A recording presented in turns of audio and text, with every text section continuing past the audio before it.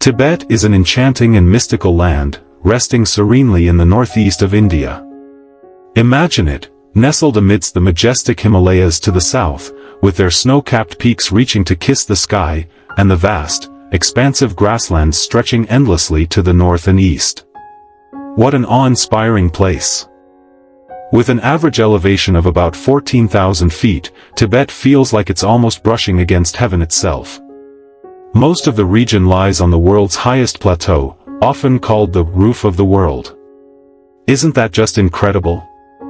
The very idea of living at the top of the world, where every breath is lighter and each sunrise paints the mountains in colors of dreams, it's nothing short of magical. No wonder the Tibetans call their homeland the Land of Snows, a beautiful, fitting name for such an extraordinary, high-altitude paradise. But there's more to Tibet than its stunning landscapes.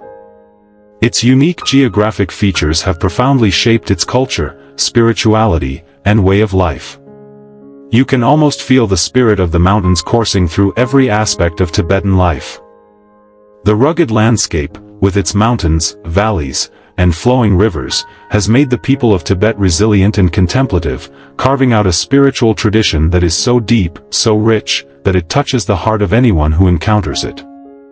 The relative isolation of the region allowed Tibetan culture to bloom in its own unique direction, a beautiful, soulful journey leading to a profound, spiritual wisdom that seems to echo from those ancient, towering peaks.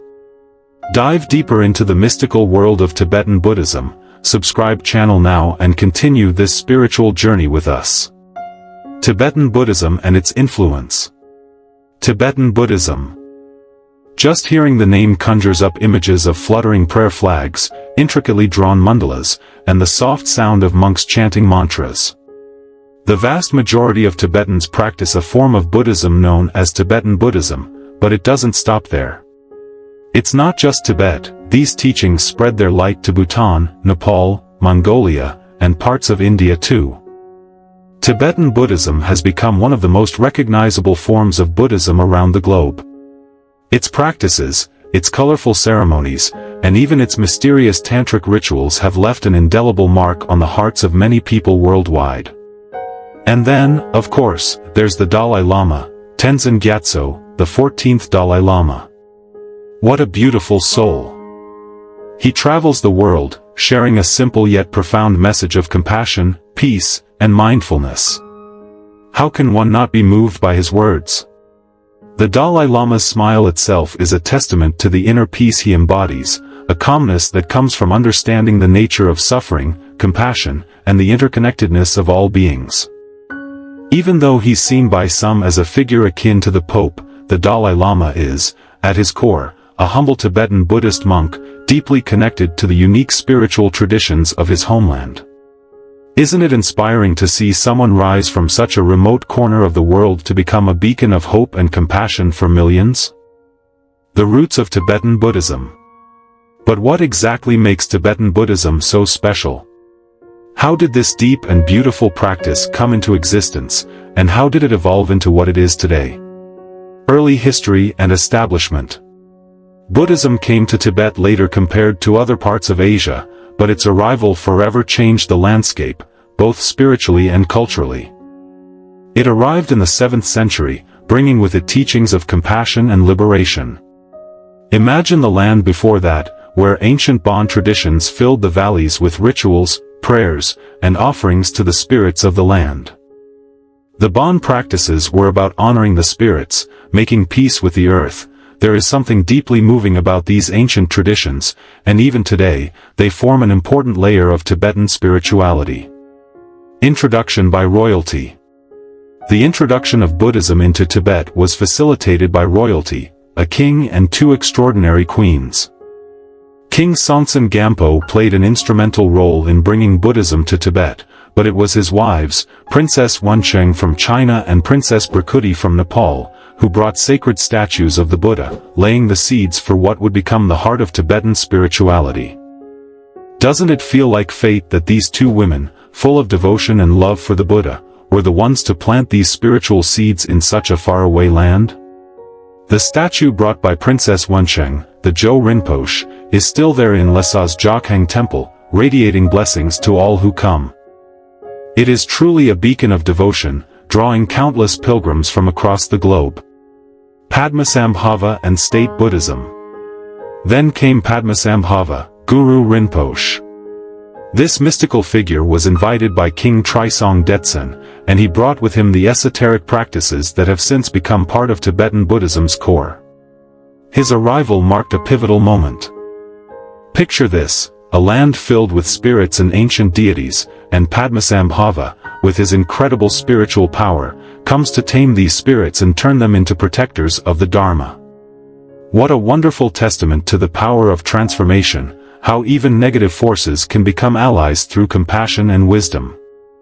Padmasambhava's teachings were instrumental in establishing Buddhism as the state religion of Tibet. He is often considered the founder of the Nyingma school, one of the four major schools of Tibetan Buddhism. The teachings of Padmasambhava include practices known as Vajrayana, which involve visualization, mantra recitation, and rituals that allow practitioners to access deeper states of consciousness and understanding. He is often depicted as a fierce yet compassionate figure, embodying both the wisdom of a sage and the power of a protector. Isn't it fascinating how one individual can leave such an enduring impact, bridging the gap between the mystical and the mundane? The growth of Tibetan Buddhism. From there, Tibetan Buddhism flourished, evolving into multiple schools, Nyingma, Kagyu, Sakya, and Gelug. Each has its own rich tapestry of teachings, and each school contributes its unique color to the broader rainbow of Tibetan spirituality. The Kagyu school, for example, emphasizes the transmission of teachings through a lineage of realized masters, with a focus on meditation and experiential realization.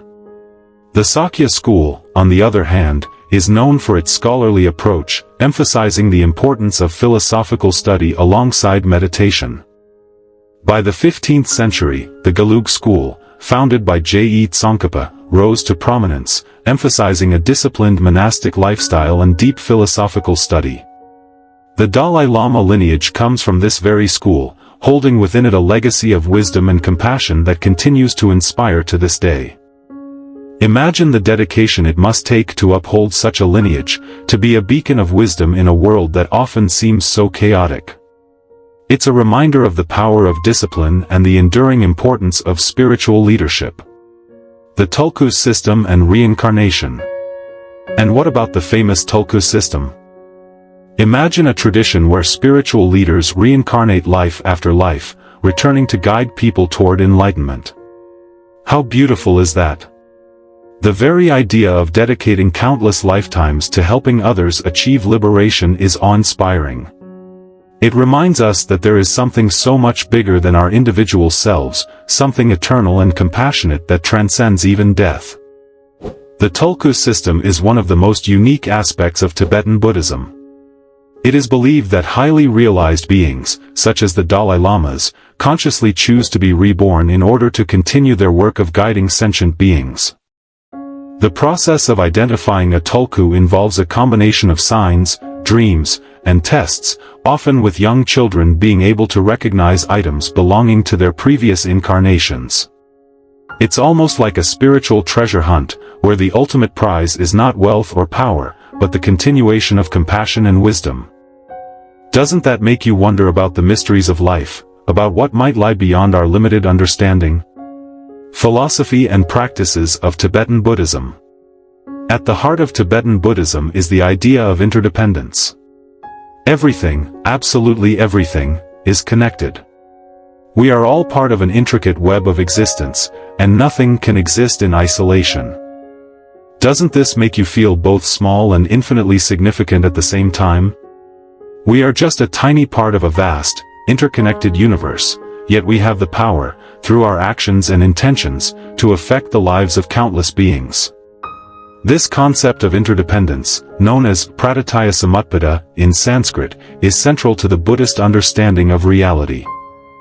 It teaches us that nothing exists independently, everything arises in dependence upon other factors. Think of a flower, it cannot exist without the soil, the water, the sunlight, the air. In the same way, Our lives are intricately linked with the lives of others, and our happiness is deeply connected to the happiness of those around us. When we truly understand this, how can we not feel a sense of responsibility for the well-being of others? The Bodhisattva Ideal. This interconnectedness naturally leads to compassion. How can we not feel the suffering of others when we know we are all connected? The Bodhisattva, who takes a vow to attain enlightenment not just for themselves but for the benefit of all beings, embodies the heart of Tibetan Buddhism. How inspiring it is to imagine dedicating your life, not just one but countless lives, to the welfare of all beings. It's a kind of love that transcends the ordinary, a love that holds the whole universe in its embrace. The Bodhisattva Ideal is about cultivating bodhicitta, the awakened heart-mind, which is driven by the desire to alleviate the suffering of all beings. Imagine the depth of compassion it takes to make such a commitment, to be willing to put others before yourself, to see their pain as your own, and to vow to do whatever it takes to bring them happiness. Isn't that the kind of love we all long for? A love that is unconditional, that sees beyond the surface, that recognizes the divine potential in every being? Paramitayana and the Six Perfections. The path of the Bodhisattva is often described in terms of the paramithas, or perfections. These are qualities that a Bodhisattva strives to cultivate in order to bring about the welfare of others and ultimately achieve enlightenment. The six perfections are generosity, ethical discipline, patience, diligence, meditative concentration, and wisdom. Each of these perfections represents a step on the path to awakening, a way of transforming our actions, thoughts, and intentions so that they align with the highest good. Generosity, for example, is not just about giving material things, it's about giving our time, our energy, our love. It's about being open-hearted and willing to share what we have, knowing that in giving, we also receive. Ethical discipline is about living in a way that is harmless and beneficial to others, while patience is about being able to endure difficulties without becoming angry or resentful. Diligence is the joyful effort we put into our practice, while meditative concentration is about cultivating a calm and focused mind. And wisdom, perhaps the most important of all, is about seeing things as they truly are, free from the distortions of ignorance and delusion. Vajrayana Practices. And then, there is the Vajrayana path, the thunderbolt vehicle. This is a powerful and accelerated path to enlightenment, filled with rich symbolism, visualizations, mantras, and rituals. Imagine visualizing yourself as a deity, embodying the qualities of wisdom, compassion, and fearlessness. Doesn't that give you a sense of empowerment, to see yourself not as a limited being but as someone capable of embodying the divine? Vajrayana is a path that teaches us that enlightenment is not somewhere far away, it's within us, right here and now. Vajrayana, often called the diamond vehicle, is known for its unique approach to spiritual practice. It is said to be a faster path to enlightenment, but it is also a more challenging one, requiring the guidance of a qualified teacher. The practices of Vajrayana involve working with the subtle energies of the body, using visualization, mantra, and ritual to transform ordinary perception into enlightened awareness. One of the key practices is deity yoga, in which practitioners visualize themselves as a deity, such as Avalokiteshvara, the Bodhisattva of compassion. By identifying with the deity, the practitioner seeks to dissolve their ordinary sense of self and to embody the divine qualities of compassion and wisdom. The role of rituals and symbols. Rituals and symbols play an important role in Tibetan Buddhism. From the colorful prayer flags fluttering in the wind to the intricate sand mandalas painstakingly created and then destroyed, these symbols serve as reminders of the deeper truths of the teachings. Prayer flags, for example, are believed to carry the prayers and blessings written on them to all beings as they flutter in the wind. Isn't it a beautiful thought, that every breeze could carry a blessing, that every gust of wind could be a whisper of compassion? Sand mandalas, with their intricate designs and vibrant colors, are another powerful symbol. They are painstakingly created by monks over days or even weeks, only to be destroyed in a ceremony that symbolizes the impermanence of all things. It's a powerful reminder that nothing lasts forever, that everything in this world is in a constant state of flux. And yet, even in their impermanence, there is beauty. The act of creating and then letting go is a profound teaching in itself, a reminder that we can find joy in the present moment, even knowing that it will pass. Challenges and resilience. The 20th century brought unimaginable challenges to Tibet. The annexation of Tibet by China in 1951, the Cultural Revolution, and the destruction of thousands of monasteries, it's heartbreaking to think of the pain that the Tibetan people have endured.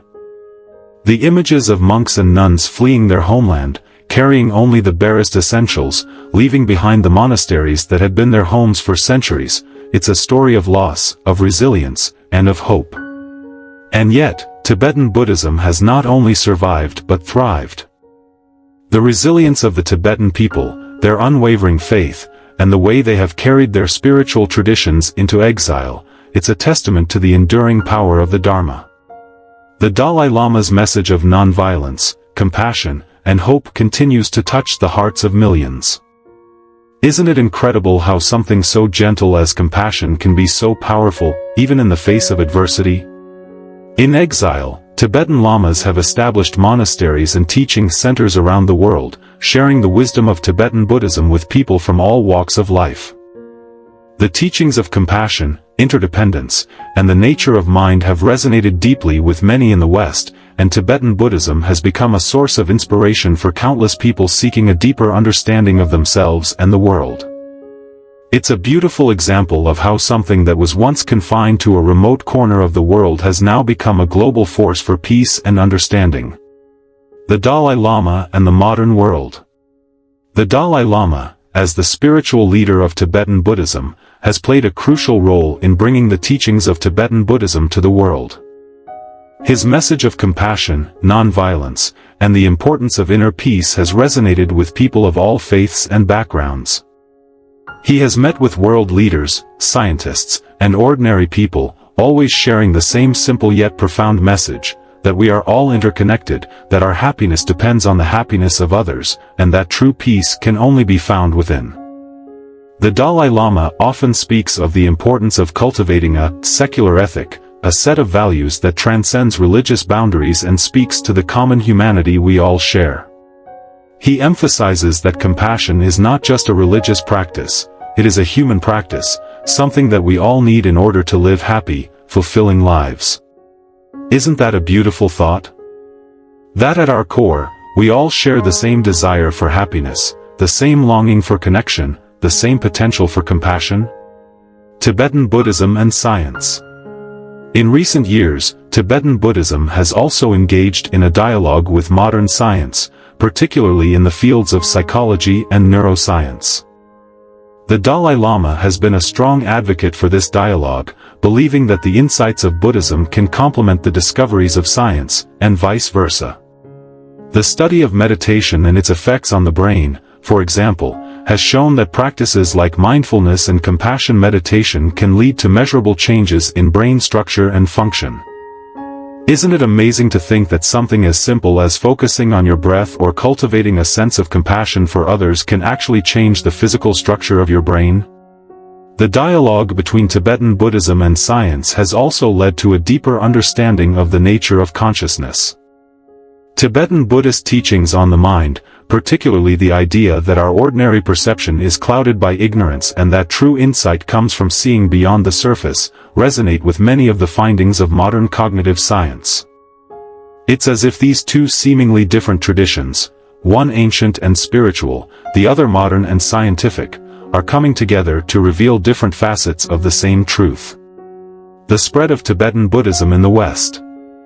The spread of Tibetan Buddhism to the West has been one of the most significant developments of the past century. Lamas and teachers who fled Tibet have established centers of learning and meditation in countries around the world, introducing people to the practices of mindfulness, compassion, and the pursuit of wisdom. Many Westerners have been drawn to Tibetan Buddhism because of its emphasis on direct experience, on meditation as a way of understanding the nature of the mind and cultivating a deeper sense of compassion. One of the most well-known Western practitioners of Tibetan Buddhism is Pema Chodron, an American-born nun who has become a beloved teacher and author. Her teachings on the power of vulnerability, the importance of embracing uncertainty, and the value of compassion have resonated deeply with people from all walks of life. Isn't it amazing how a tradition that began in the remote mountains of Tibet has found a home in the hearts of people around the world, offering comfort and guidance in times of difficulty? Tibetan Buddhism and the environment. Another important aspect of Tibetan Buddhism that resonates deeply with people today is its relationship with the natural environment. Tibetan Buddhism teaches that all beings are interconnected, and this includes the natural world. The mountains, rivers, and forests are seen as sacred, and there is a deep respect for the earth as a living entity.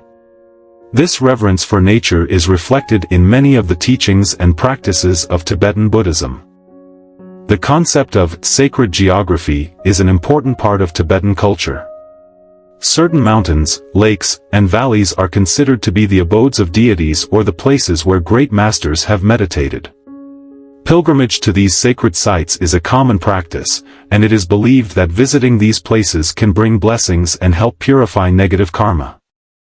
This deep connection to the land is a reminder of the importance of living in harmony with the natural world and of the need to protect the environment for future generations.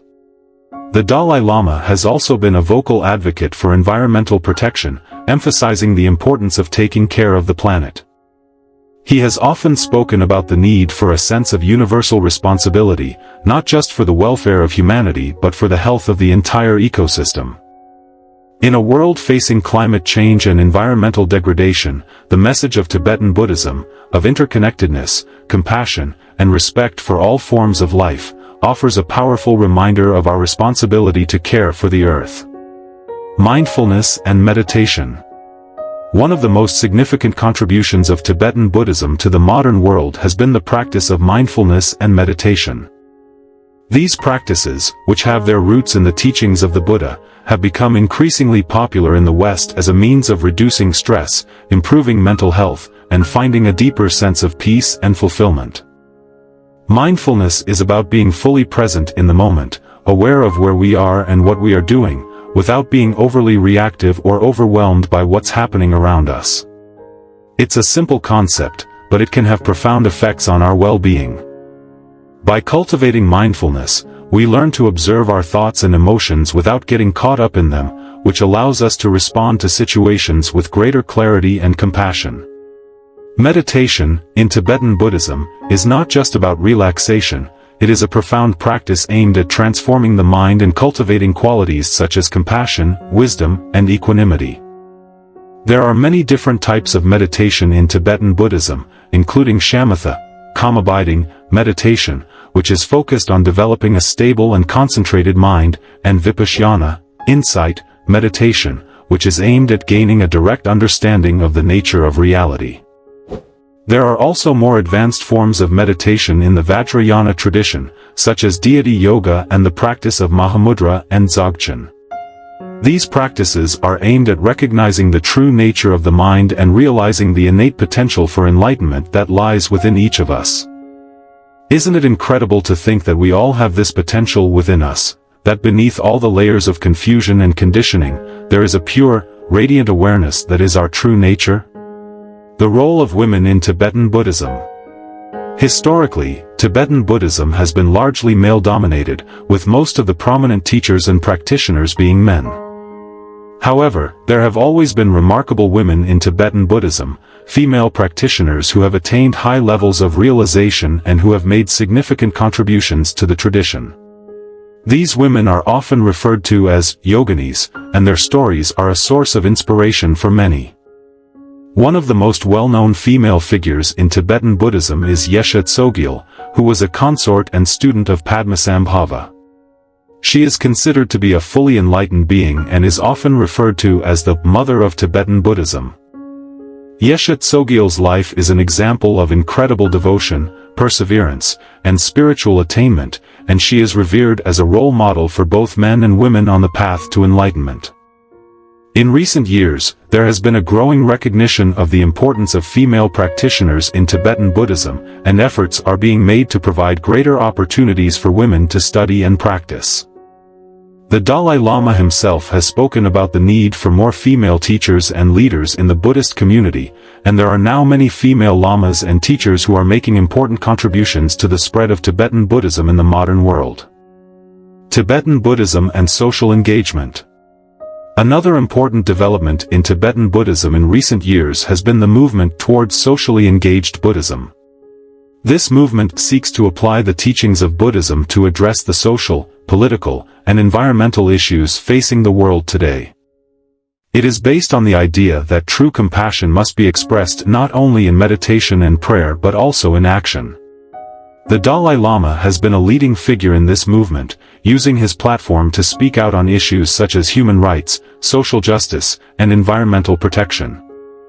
He has emphasized that the essence of Buddhism is compassion, and that this compassion must be expressed in our actions if it is to have any real meaning.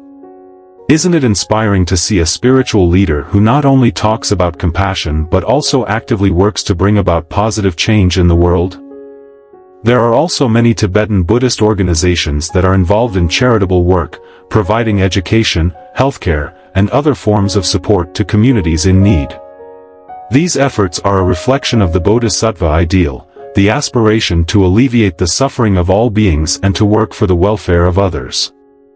It's a reminder that the path of Buddhism is not just about personal enlightenment but also about making a positive difference in the world. Tibetan art and culture. The art and culture of Tibet are deeply intertwined with its spiritual traditions. Tibetan Buddhist art is rich in symbolism and is used as a means of conveying the teachings and inspiring practitioners on their path. Thangkas, which are intricate paintings on cloth, often depict deities, mandalas, and scenes from the life of the Buddha. These works of art are not just decorative, they are considered to be sacred and are used as aids in meditation and visualization practices. Mandala creation is another important aspect of Tibetan culture. Mandalas are intricate geometric designs that represent the universe and are used as a tool for meditation. The process of creating a sand mandala is a form of meditation in itself, requiring patience, concentration, and attention to detail. Once completed, the mandala is ritually destroyed, symbolizing the impermanence of all things. Isn't it a powerful reminder that beauty is not something to be clung to, but something to be appreciated in the moment, knowing that it will inevitably pass? Tibetan music and dance are also important aspects of the culture, often performed during religious ceremonies and festivals. The deep, resonant tones of Tibetan throat singing, the rhythmic beat of the drums, and the graceful movements of the dancers all serve as expressions of devotion and as a means of bringing the community together in celebration. The future of Tibetan Buddhism. As we look to the future, the question arises, what will become of Tibetan Buddhism in the modern world? The challenges facing Tibet are immense, and the preservation of its culture and spiritual traditions is an ongoing struggle. Yet, there is also hope. The teachings of Tibetan Buddhism have spread far beyond the borders of Tibet, touching the lives of people around the world, and there is a growing interest in the wisdom that this ancient tradition has to offer. The resilience of the Tibetan people, their commitment to non-violence, and their dedication to the path of compassion are qualities that the world desperately needs. In a time of increasing division, conflict, and environmental crisis, the message of Tibetan Buddhism, that we are all interconnected, that our happiness depends on the happiness of others, and that true peace comes from within, offers a powerful antidote to the challenges we face. The Dalai Lama often speaks of the importance of education, and he has expressed hope that the principles of compassion, ethics, and mindfulness can be integrated into secular education systems around the world. Imagine a world where children are taught not only academic subjects but also the importance of kindness, empathy, and inner peace. Wouldn't that be a world worth striving for? Conclusion. Tibetan Buddhism is more than just a spiritual tradition, it is a way of life, a profound journey into understanding the nature of reality, compassion, and our place in the interconnected web of existence. From its unique Bon influences to its tantric rituals and the wisdom of the Bodhisattva path, Tibetan Buddhism offers a path that is both deeply philosophical and richly emotional. It speaks to our hearts, urging us to open them wide, to embrace all beings, and to awaken to the truth of who we really are, not separate, but beautifully, profoundly interconnected. And isn't that what we all yearn for, deep down, a sense of belonging, a connection to something greater than ourselves, and a path toward true peace and happiness? The teachings of Tibetan Buddhism remind us that we are not alone, that we are all part of an intricate web of existence, and that our actions have the power to bring about positive change in the world. The Bodhisattva path calls us to cultivate compassion, to see the suffering of others as our own, and to dedicate our lives to the welfare of all beings. It's a call to rise above our ordinary concerns, to see the bigger picture, and to live in a way that is aligned with the highest good. In a world that often feels fragmented and divided, Tibetan Buddhism offers a message of hope, of unity, and of love. It teaches us that true happiness comes not from material wealth or external achievements, but from within, from cultivating a heart that is open, a mind that is clear, and a spirit that is dedicated to the welfare of all beings. And isn't that the kind of world we all want to live in? A world where compassion is the guiding principle, where we see each other not as separate, but as part of the same human family, and where we work together to create a future that is filled with peace, joy, and love. Tibetan Buddhism is a journey of the heart, the mind, and the spirit. It's a journey that invites us to look deeply, to question, to reflect, and to transform. It's a journey that shows us that even in the face of adversity, we can find strength, that even in the midst of suffering, we can find compassion, and that even in the darkest of times, there is always a light that shines within. So why not take that journey? Why not open your heart to the wisdom of the ages, to the teachings of compassion and interdependence, and to the possibility of awakening to the truth of who you really are? The path is there, waiting. All you have to do is take the first step.